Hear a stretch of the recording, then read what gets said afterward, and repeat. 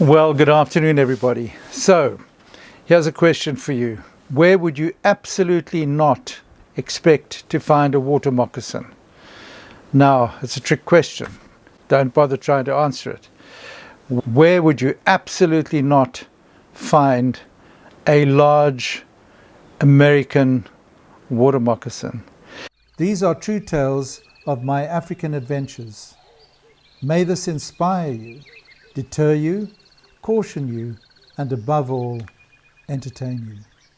Now, those of you who live in water moccasin country know that they're dangerous snakes. They have a mouth inside which is white, and hence cottonmouth they're also called, because they tend to open their mouth quickly, spread their mouth open wide and reveal this white interior, whereas they're generally a dark snake. And the contrast is quite vivid, give you a fright. And many people have come unstuck being bitten in the swamps, the bayous, etc., by water moccasins. And many an early American has got many a tale to tell about the water moccasin. Quite a snake. So I came close to murdering my wife with a water moccasin. How do you use a water moccasin as a murder weapon? Well, this is how it goes. My wife became accustomed to a degree to the snakes because they were always there. I mean, every day there was a snake somewhere in her life. But she was not brought up in the bush as I was, and her mother was terrified of snakes, chameleons, lizards, etc. Her father was indifferent. He was a British Royal Air Force man. You know, if an atom bomb goes off next to them, they don't really notice, really, unless you point it out. The mother, on the other hand, her mother, would knock a buffalo over if it got in her way while she was trying to escape a perceived attack from a snake, chameleon, or a lizard. So Dawn had picked up some of the nervousness that the mother shared about these creatures. But she was brave. She is a brave person, so she just dealt with it. My snake room was getting a little full. You know, when you have an interest in things, sometimes you have too many of what you perceive to be a good thing, and then your room gets full. So I had a friend who got bitten by his water moccasin, a South African German, might I add. And he was in a very bad way after the bite. It was a really bad bite. It was a big water moccasin. It was about 70 or 80 or 90 centimeters long, very thick one, very healthy, big venom glands. And he was in a very bad way. He recovered though.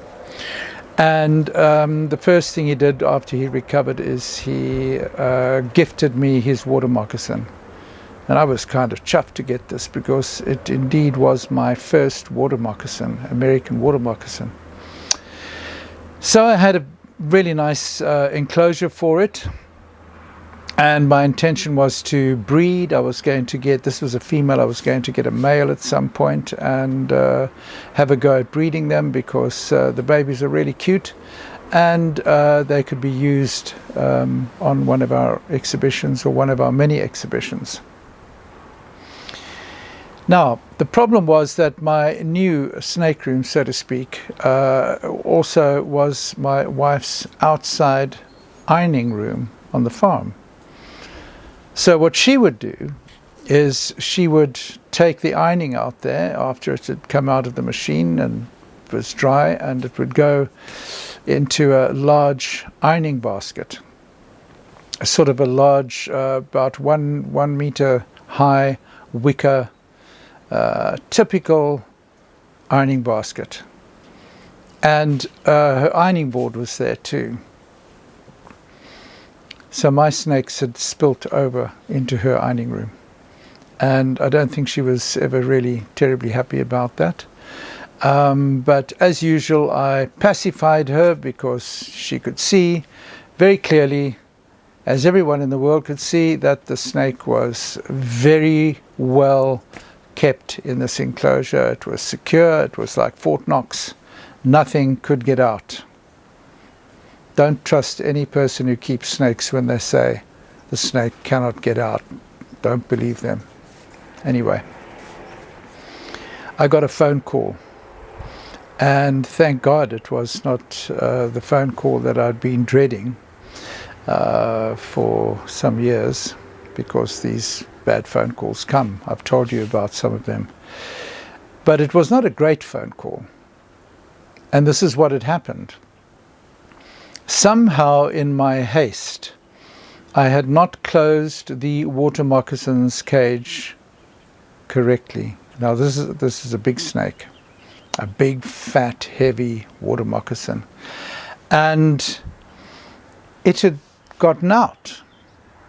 Of course, my wife would be going to do some ironing for the family, which she loved doing. She's a lady who's full of service, and she loves looking after people, particularly her family. So she went to the ironing room and set out the ironing board, propped up the iron, and went over to the ironing basket. The lid wasn't on the ironing basket very well. It was at a tilt, at an angle.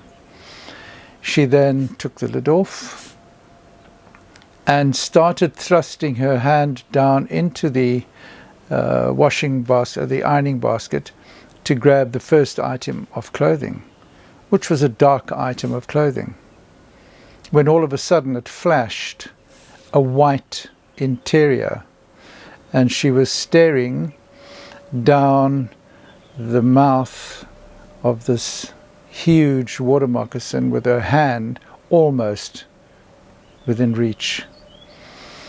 Now, had it not flashed its mouth, the interior of its mouth, she probably would have gone ahead and grabbed it, thinking it was an item of washing. And I don't think there would have been a very happy ending to that one. So I learned an enormous lesson. I voluntarily shut the snake up in another room and returned the ironing room back to my wife, as it should have been in the first place. And she was shaken, but fine, thank God. The person who left the cage open, who didn't close it properly, as we found out, wasn't me. It was somebody else. I'm not going to mention his name because we have had a long association. He'll know it's him. And he is responsible for this event. Now, after the snake had flashed its mouth, frightened the wits out of my wife, I had warned my wife that there was no antivenom for the moccasin. And so we always had to be very careful of that. My son Winston, whom you all know very well, was 2. He was standing at the door when my wife made this discovery, this almost fatal discovery of the water moccasin. She shouted for the maid, who came out, took Winston away, just in case the snake got out and moved in that direction very quickly. She didn't want another accident happening with this water moccasin, who had now already bitten 1 person in South Africa. So a very, very dangerous situation indeed. I wasn't happy with this at all. Anyway, she phoned me. I got that call. And she told me what happened. And I thought, well, we cannot have a water moccasin running around even in the room. It has to be caught. So I asked her to go back and catch it and put it back in its cage. which was not really the right sort of thing to do, to ask her to go and catch it. But she had caught 1 or 2 snakes before. She did know how to catch them, so to speak. She had watched me do it 1,000,000 times. So she went and got a hook stick and a grab stick and was able to grab the water moccasin and lift its body from underneath with a hook stick, and it was heavy, and pick it up and move it over and shove it through the open door, shut the door and lock it. That was very brave, because if you're not accustomed to handling snakes, a big, fat, heavy, aggressive water moccasin is quite a snake to pick up, and she did that. I was very proud of her. And of course Winston probably took it in his stride, as he always does. He takes things in his stride. He's never been excitable about these things. He's a very level-headed person, and was level-headed even as a child, strangely enough. So that is my story about the most unlikely place that you would ever find a water moccasin, is in a ironing basket in rural South Africa. Hey, by the way, I do have Patreon, so you can join me there too.